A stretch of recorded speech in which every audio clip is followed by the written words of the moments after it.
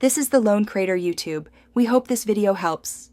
You start by validating access and resources so you can run experiments without interruptions.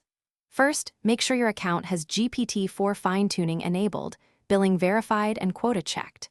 Next, assemble a clean JSON-al dataset with prompt/response pairs and consistent formatting.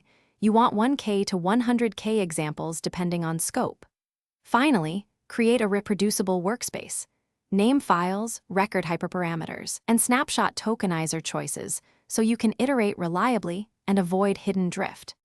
Once your dataset and workspace are ready, split the data into train, validation, and test sets, commonly 80/10/10, making sure to stratify by intent or domain to avoid leakage. Then pick hyperparameters, a conservative learning rate, reasonable batch size, and plan for 3-5 epochs as a starting point. Run incremental experiments with frequent checkpoints, evaluate validation loss and task metrics after each change, and log everything so you can compare runs and understand which settings improve real behavior. To finish, pick the checkpoint that balances low validation loss with qualitative behavior that meets your safety and alignment needs. Make sure to run safety checks on edge cases.